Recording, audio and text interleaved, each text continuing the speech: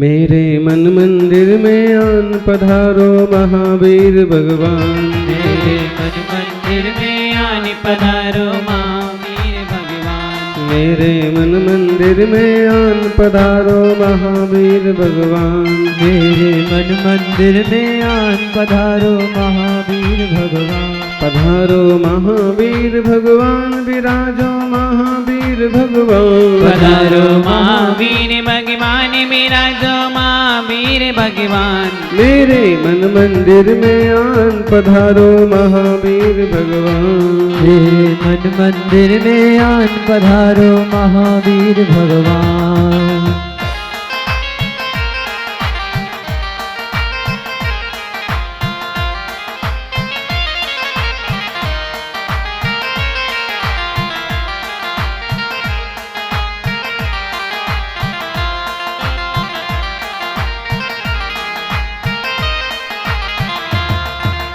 प्रभु जी तुम आनंद सरोवर रूप तुम्हारा महामनोहर। प्रभु जी तुम आनंद सरोवर रूप तुम्हारा महामनोहर। प्रभु जी तुम करुणा के सागर। प्रभु जी तुम करुणा के सागर तुम यो प्रभु ज्ञान दिवाकर। प्रभु जी तुम करुणा के सागर तुम यो प्रभु ज्ञान दिवाकर। हो जाए सबका कल्याण पधारो महावीर भगवान। हो जाए सबका कल्याण पधारो महावीर भगवान। मेरे मन मंदिर में आन पधारो महावीर भगवान। मेरे मन मंदिर में आन पधारो महावीर भगवान। मेरे मन मंदिर में आन पधारो महावीर भगवान। मेरे मन मंदिर में आन पधारो महावीर भगवान। मेरे मन मंदिर में आन पधारो महावीर भगवान। मेरे मन मंदिर में आन पधारो महावीर भगवान। जयकारा जोर से। आदिम तीर्थेश्वर आदि विधाता देवाधिदेव महादेव आदिनाथ भगवान की जोर से। वर्तमान जिन शासन वर्धमान महावीर भगवान की। आचार्य श्री आदि सागर जी महाराज की। आचार्य श्री महावीर कीर्ति जी महाराज की। आवाज जोर से होना चाहिए। आचार्य श्री विमल सागर जी महाराज की। तपस्वी सम्राट गुरुदेवाचार्य श्री सन्मति सागर जी। जोग वित्ति कम्मम अतच्चणाणे होदिमिच्छत्तम स्वहा सोहेम बंधो शुद्धो ओगेण नियधम्मो। जोगों की प्रवृत्ति से, योग की प्रवृत्ति से आश्रव होता है। शुभ योग हो तो शुभ आश्रव होता है, अशुभ योग हो तो अशुभ आश्रव होता। शुद्धोपयोग हो तो कोई आश्रव नहीं होता। मूलाचार में, शील गुणाधिकार में आचार्य देव दो शब्द लिखते हैं, जोए करणे। टीकाकार ने कहा कि जोए, जोगे का मतलब हुआ शुभ प्रवृत्ति वाला योग, और करने का मतलब हुआ अशुभ प्रवृत्ति वाला योग। मन और वचन और काय, तीनों चीजें हमारे पास हैं, लेकिन तीनों शुभ भी हो सकती है और तीनों अशुभ भी हो सकती। शुभ हो तो सब मंगल ही मंगल होता है, और अशुभ हो तो दंगल ही दंगल होता है। ये भी पक्का है कि श्रावक जीवन बिना कर्म के तो जाएगा नहीं, कुछ ना कुछ कर्म तो होना ही होना है। ऐसे में शुभ कर्म करें, पवित्र कर्म करें। षडावश्यक की यही जरूरत है कि 6 आवश्यक कर्तव्य करते रहने से पापों का बंध नहीं होता। आचार्य विमल सागर जी महाराज से किसी ने प्रश्न किया, भगवान माला में 108 ही दाने क्यों होते हैं? आज भी बहुत लोग ये प्रश्न पूछते हैं। उनसे भी किसी ने पूछा, माला में 108 ही दाने क्यों होते हैं और 3 जोड़ लो तो रत्नत्रय का प्रतीक, ऊपर के 3 दाने, तो ऐसे 111 दाने ही क्यों होते? तो महाराज जी ने कहा, ज्ञानी, इस जीव से, इस मनुष्य से 108 तरह का पाप हो सकता है। समरंभ, समारंभ, आरंभ, कृत मन बचतन कीन प्रारंभ। कविता के हिसाब से देखें तो आलोचना पाठ में क्या कहा है? समरंभ, समारंभ, आरंभ, मन बचतन कीन प्रारंभ, कृत कारित मोदन करके,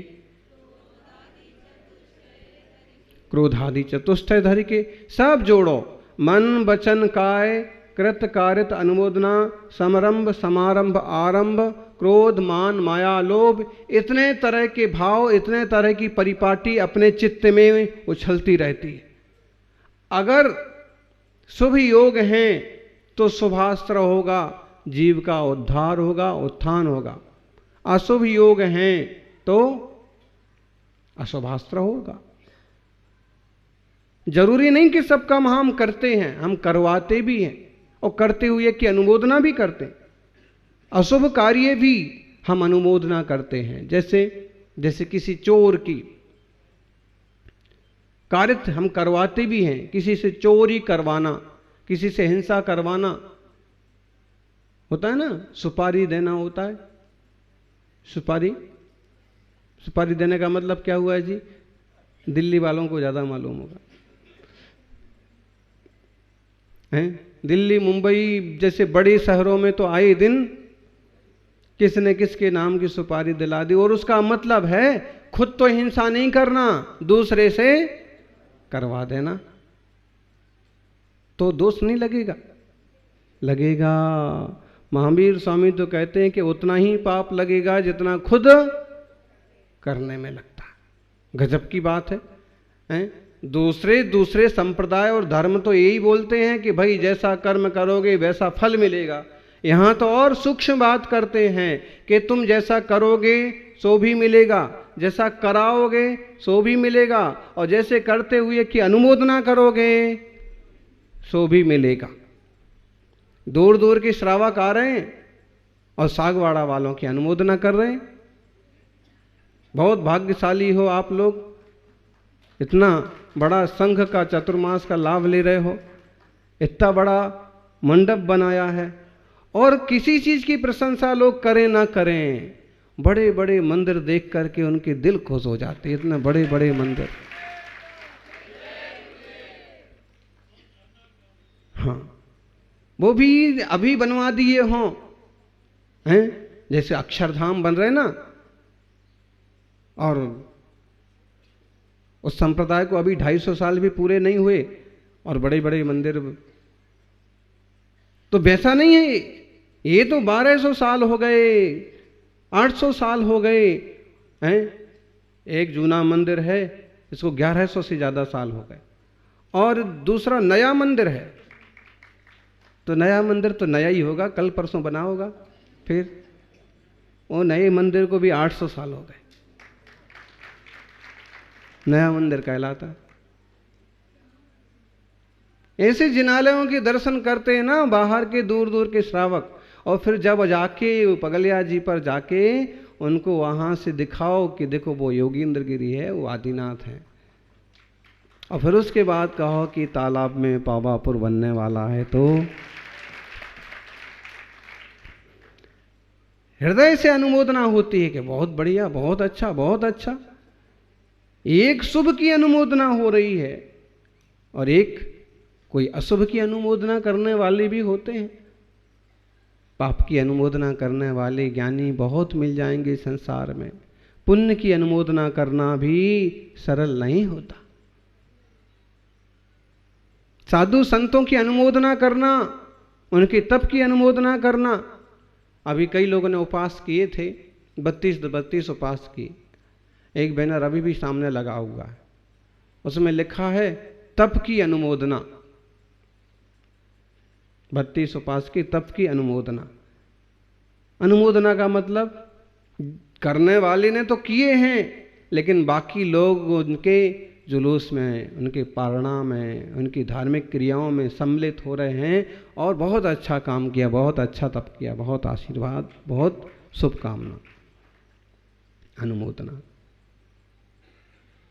तो करने में तो पुण्य पाप है ही, कराने में भी पुण्य पाप है, हैं? पूजा आप खुद नहीं कर पा रहे। आज स्थिति हो गई कि लोग शहरों की तरफ भागे और गांव के मंदिर वीरान पड़ गए। मुझे तो लगता है कि छोटे शहरों में एक कस्बा एक ऐसा ही है कि जहां के अधिकतम लोग आज भी अपनी जन्मभूमि पर हैं, भगवान की पूजा भक्ति करते हैं। कोई गए भी हैं तो नई पीढ़ी के एक दो लोग जाते हैं और वापस यहाँ से जुड़े हुए हैं।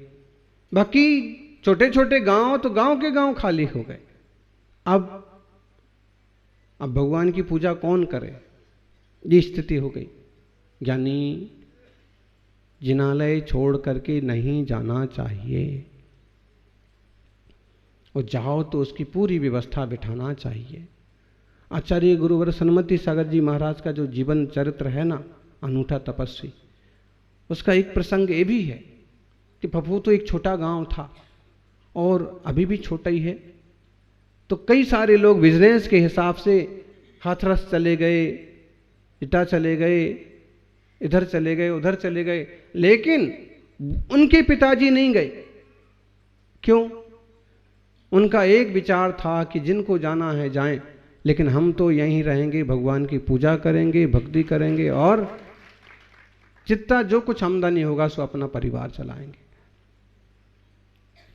भले उनके परिवार ने बहुत कमाई ना की हो, लेकिन उनकी सेवा भक्ति और इस प्रकार के भाव का ये फल निकला कि उनके कुटुंब में तपस्वी सम्राट सन्मति सागर जी जैसे जीव का जन्म हुआ।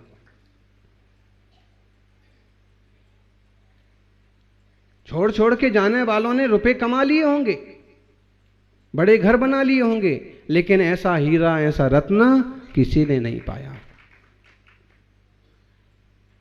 जनालय को नहीं छोड़ के जाना, वो कृत है। हम खुद करेंगे अभिषेक, हम खुद करेंगे पूजा। यहां जिनालयों में वेदी पर अलग अलग श्रावक अलग अलग जिन प्रतिमा की पूरी भक्ति पूजा करते, बहुत अच्छा सिस्टम। सब भगवान की सब लोग पूजा करें, अच्छी बात है। ना कर पाए तो एक एक भगवान की एक एक परिवार पूजा करे। कृत हो गया, महान पुण्य कमाया जा रहा है। यानी आता हुआ पुण्य और आता हुआ पाप दिखता नहीं है। ऐसे ही आती हुई लक्ष्मी और जाती हुई लक्ष्मी भी दिखती, लेकिन होता जरूर है, होता जरूर है। बोलते ना, नारियल का पेड़, नारियल का पेड़ इतना ऊपर लगा नारियल, और उस पर भी फल आ जाता है। नारियल फल आ गया, पेड़ इतने ऊंचे पेड़ पर, और फल के अंदर पानी।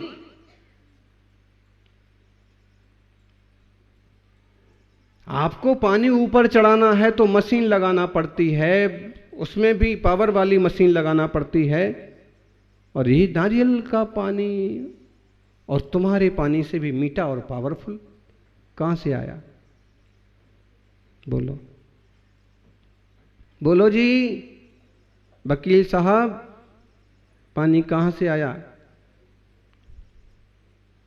शेठ साहब ने भरवा दिया होगा, ऐसा नहीं। अद्भुत, ये प्रकृति का एक ऐसा अद्भुत उदाहरण है। और ये नहीं, आप कोई भी फल देख लो, कोई भी फूल देख लो, प्रायः हम इसे कहेंगे कि पुण्य का योग होता है तो इतने ऊंचे नारियल में भी पानी आ जाता है। पुण्य का योग होता है तो धन संपत्तियां ऐसे ही बढ़ जाती हैं जैसे नारियल में पानी भर गया। भरता हुआ दिखता नहीं है, भर जाता है। और पाप योग जब आता है ना, तो बोलते हैं ना, कपित होता क्या था, कबीट हैं, क्या बोलते हैं आप लोग? इधर तो बागड़ में तो कुछ और ही बोलते होंगे उसको।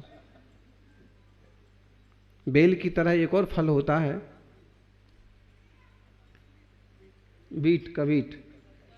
कविठा, जो भी है, उसके संबंध में बोलते हैं कि यदि हाथी है अच्छा होता है, खट्टा होता है, ज़्यादा पक जाए थोड़ा मीठा भी होता है, इतना बड़ा होता है, ऊपर उसके बेल विलो फल की तरह ही उसका वो मोटा